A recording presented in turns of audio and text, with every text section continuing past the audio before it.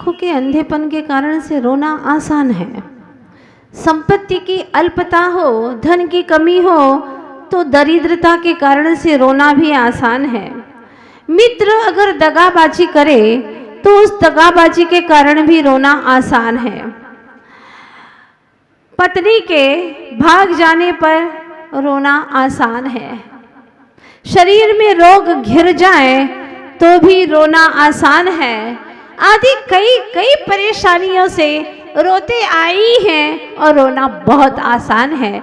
लेकिन पाप हो जाए तो रोना आए ये बहुत कठिन है। अगर कोई पाप हो जाए और फिर आंखों में पश्चाताप के आंसू आए, बहुत मुश्किल होता है।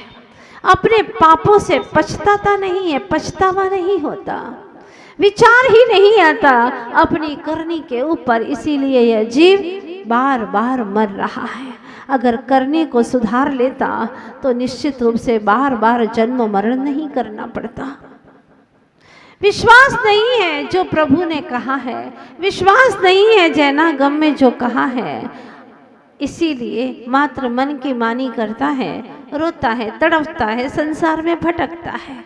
अगर एक बार प्रभु का कहना मान लेता तो आज संसार में दुखद घटनाओं का शिकार न बनना पड़ता। ये तय बात है। प्रभु की वाणी पर त्रस्त न होना त्रस्त होना है। प्रभु की वाणी पर ट्रस्ट न होना ही त्रस्त होना है, स्वभाव से भ्रष्ट होना है और संसार में अतृप्त होकर के भटकना ही भटकना है। आज तक यही हुआ। लगता है कि मुझे इसने धोखा दे दिया, उसने धोखा दे दिया, पर सच ये है इस सारे मुल्क में 3 लोक में सबसे बड़ा कोई धोखेबाज है, बता दूं आपको, पकड़ लीजिएगा उसे, जिसने आपको अनंत काल से धोखा दिया है और तुमने धो धो कर खा लिया है। अनंत काल से धोखा दिया है। सबसे बड़ा धोखेबाज अगर कोई है तो वह है मोह। मोह।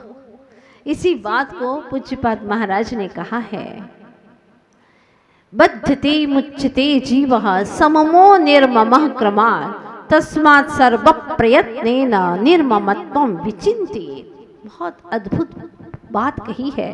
ये जीव जितना भी बंध रहा है कर्मों से, जितना संबंध कर रहा है, वो किसकी वजह से? मोह की वजह से।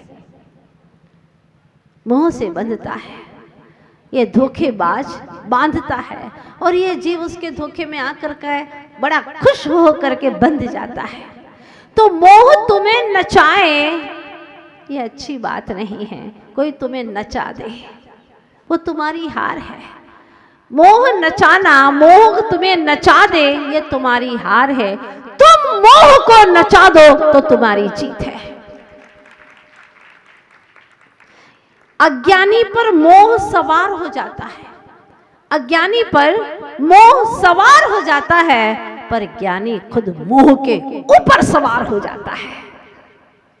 सवार हो जाता है तो वार भी हो जाता है और संसार से फिर पार भी हो जाता है। अद्भुत क्षण है उसके जीवन के, वो पुरुषार्थ के। छोटा सा बच्चा बोलना शुरू करता है, मम मम मम मम चालू कर देता है। मम यानी मेरा मेरा मेरा, ये मैं हूँ, ये मेरा है, चालू कर देता है बोलना। मम से ही शुरुआत होती है, मैं और मेरा, ये मैं हूँ और ये मेरा है। ये भ्रमणा है, क्योंकि असली मैं को नहीं जानेगा तो मेरा भी असली नहीं होगा। असली मैं कौन है ये जान लिया तो मेरा भी असली हो जाएगा। मैं आत्म तत्व, ज्ञायक तत्व, मेरा अनंत गुण का खजाना, अनंत गुण का गोदाम है मेरा, अनंत ज्योतिर्पुंज, अनंत शक्तियों का पुंज, यही मेरा वैभव है। अगर मैं को सही जाना है तो मेरा भी सही जान लेगा। लेकिन मैं गलत है तो मेरा भी गलत है। बात सीधी है। अगर एक घड़ा औंधा रखा है तो ऊपर के सारे घड़े औंधे ही रखने पड़ेंगे, और एक घड़ा सीधा कर लिया तो सारे घड़े सीधे हो जाएंगे। मैं को स्वीकार लो। क्या है सच, मैं क्या है? एक भूल, मूल भूल सुधर गई तो चूल तक सारी भूलें सुधर जाएगी। चाहे कितने ही जीरो लगा दो, कोई कीमत नहीं जीरो की। अगर एक अंक आगे आ गया तो हर जीरो हीरो हो जाएगा, हर जीरो की कीमत हो जाएगी। एक अंक के बाद में हर जीरो की कीमत है, हर जीरो हीरो है। लेकिन एक अंक ही नहीं है, मूल ही नहीं सुधरा है, मूल में ही वह महिमावंत तत्व नहीं है, तो सारी चीजें बिन महत्व की है, ये तय है। आज तक सबसे बड़ी भूल यही की है इस जीव ने कि मैं जो है असली उसको जाना ही नहीं, और जिंदगी भर मेरा मेरा मेरा करता रहा। ये मैं हूँ, पुद्गल को मैं मान लिया, तो इसको रमाने वाले मेरे, इसको खिलाने वाले मेरे, इसका पालन पोषण करने वाले भी मेरे, ये जिसमें रहे वो भी मेरा घर, ये जिसमें रहे वो भी मेरा घर। इसको जो अच्छा लगता है, और इसके अंदर 5 खिड़कियां हैं 5 इंद्रियों की, उसको जो अच्छा लगता है वह सुख कहलाता है। सुख, सु यानी सुष्ठु, अच्छा लगता है। ख यानी इंद्रियों को, उसका नाम है सुख। और जो इंद्रियों को दु यानी बुरा लगता है, उसका नाम है दुख। तो बस तन के लिए जो अच्छा लगने वाला है उसको अपना सुख मानता है, उसको अपना मित्र मानता है। जो अच्छा नहीं बोलता वह उसको बैरी सा लगता है, बैरी लगता है, दुश्मन लगता है। और आपने अपने जीवन में यह अनुभव भी किया होगा कि जो तुम्हारे शरीर की प्रशंसा करे, भले ही काले कलूटे हो, चेहरे पर कोई रौनक नहीं हो, लेकिन फिर भी कोई कह दे वाह क्या लग रहे हो, आज तो बिल्कुल हीरो लग रहे हो, क्या बात है। हाँ, इसके ऐसे कहते ही तो वाह चेहरा बदल जाता है, उसके प्रति आत्मीयता का भाव आता। वाह भाई, एक तुम ही मिले जो मुझे इतनी प्रशंसा की है, तुमने मेरी प्रशंसा की। ये लगता है उस अज्ञानी को तेरी प्रशंसा नहीं, जिसमें 9 मोरियां बह रही हैं उसकी प्रशंसा कर रहा है वो। नव द्वार बहे खिनकारी, अस देह करे तू यारी, पल रुधिर राध मल थेली, की कसव साजिते मेली। नव द्वार बहे खिनकारी, वाह। और इतना पूरा चेहरा बदल जाता है उस वक्त तो, आज तो बहुत सुंदर दिख रहे हो, क्या बात है। हाँ नहीं, मैं तो कहीं गया ही नहीं, ब्यूटी पार्लर भी नहीं गया था। मतलब कहना यह चाहता है कि मैं तो अपने आप में बहुत सुंदर हूँ। हाँ, अभी तो मैं नहाया भी नहीं हूँ, इसका मतलब नहाऊंगा तो फिर और देख लेना। तो वो प्रशंसा करता है तो झूठी प्रशंसा के चक्कर में ऐसा फंस जाता है, अपना आपा तो भूल ही जाता है। किसी शायर ने तो इसको ऐसा खींचा है, आदमी का जिस्म क्या है जिस पे शैदा है जहां, एक मिट्टी की इमारत एक मिट्टी का मकान। ये शरीर क्या है? आदमी का जिस्म क्या है जिस पे शैदा है जहां, एक मिट्टी की इमारत एक मिट्टी का मकान। गारा इसमें खून है और ईंट इसमें हड्डियां, चंद सांसों पर खड़ा है यह ख्याली नूरोशां। जो न होती इसके ऊपर चामक की चादर मड़ी, तो फिर उसको काग कुत्ते नोचते हर हर घड़ी, नोचते हर हर घड़ी। ये चाम के पीछे, इस चर्म के पीछे तू चरम को भूल गया। इस चर्म के पीछे, इस चमड़ी के पीछे तू जो चर्म है, ये चर्म है, उसके पीछे तू चरम यानी अंतिम जो मोक्ष सिद्धालय है, उस मोक्ष तत्व को भूल गया रे चेतन। इतना बावला हो गया, इतना बौरा गया कि तुझे अपनी अस्मिता का ही भान नहीं रहा। कब जानेगा? एक छोटा सा बच्चा भी 4 महीने का माँ को जानता है और माँ उसको याद करा देती है, लालू है तू, लालू तू लालू है। फिर वो 2-4 महीने के बाद में 8 महीने का हो जाता है, फिर उसको पूछते हैं लालू कहाँ है, तो वो इशारा करता है ये है। 8-10 महीने का बच्चा इशारा करता है, उसको बचपन से ही विपरीत ज्ञान कराया जाता है। अरे भगवान ने नाम दिया है तुम्हारा आत्मा, ज्ञायक स्वरूपी आत्मा, उससे पहचान क्यों नहीं कराते हो?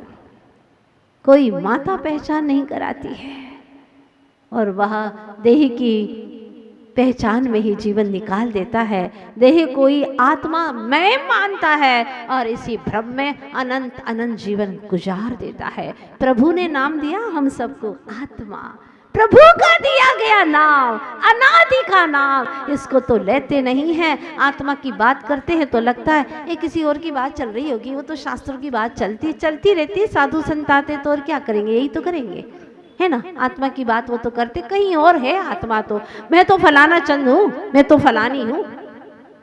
क्या लक्ष्य में विपरीत तत्व भरा पड़ा है कि मैं तो ये हूं, अर्थात पुद्गल के साथ में अपना संबंध इस जीव ने जोड़ लिया और वही मान लिया।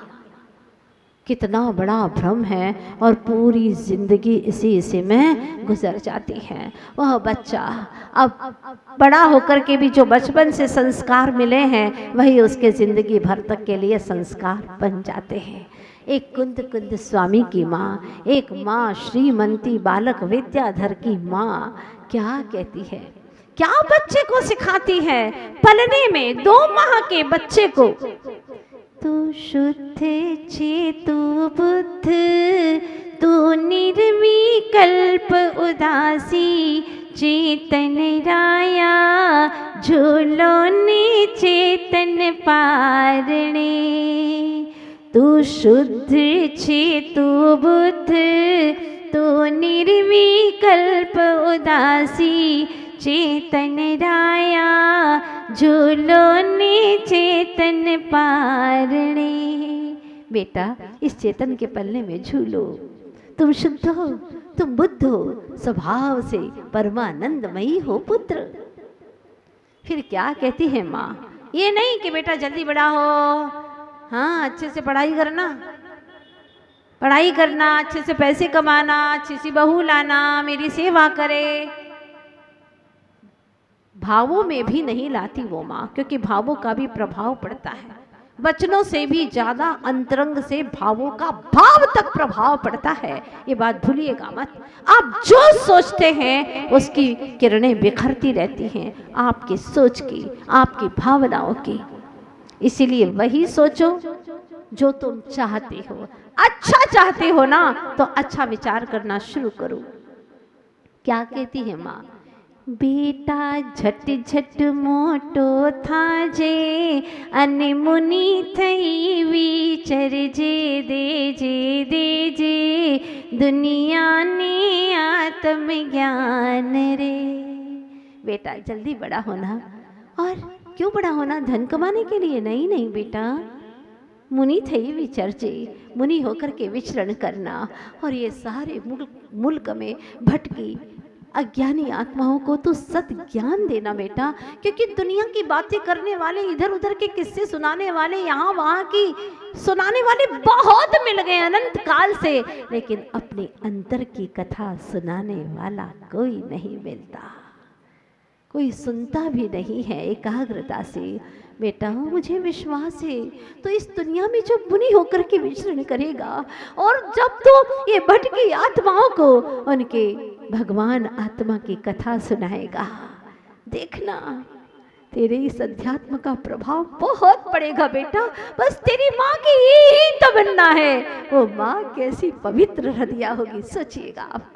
जो माँ ऐसी भावना करती है, ऐसी लोरियां गाती है, धन्य है। आज राग रंग में पड़ा ये चेतन आत्मा अपने स्वरूप को तो भूला ही है और औरों को भी भुलाने की पूरी कोशिश कर रहा है। खुद तो भटका है पत्थर की नाव की भांति और औरों को भी उसमें बिठा करके पुकार करके आओ रे आओ बैठो, और उनको भी बिठा करके डुबो रहा है। दोष किसी का नहीं है, कषाय तो हमारी है। अगर हमारे अंदर ये मोह दशा न होती तो कौन हमें डुबा सकता। भगवान तीर्थंकर भी आए, ऋषि मुनि भी आए, उनको भी बहुत आकर्षित किया गया, लेकिन उन्होंने अपने अध्यात्म के बल से औरों को भूली भटकी आत्माओं को आकर्षित कर दिया। वे स्वयं मोह में आकर्षित नहीं हुए। लेकिन यह जीव मोह से भ्रमित हुआ। मोह कोई चीज नहीं है, ये मोह मेरी ही अपनी अज्ञान दशा है, मेरी ही अपनी भ्रमित दशा है, विपरीत श्रद्धान रूप दशा है, अपने स्वरूप को न जानने रूप दशा है। ये किसी और का दोष नहीं है। आज तक हम पर को दोष देते रहे कि इसकी वजह से देखो इन्होंने हमें पकड़ लिया, जकड़ लिया, हम तो माता जी घर से निकलने वाले थे, लेकिन क्या करें, पकड़ करके शादी करवा दी। कोई पकड़ करके करवा सकता है क्या? हाँ, नहीं, खुद भी कहीं ना कहीं से चाहते थे। अब इसके लिए एक चित्रण किया आचार्य भगवान ने।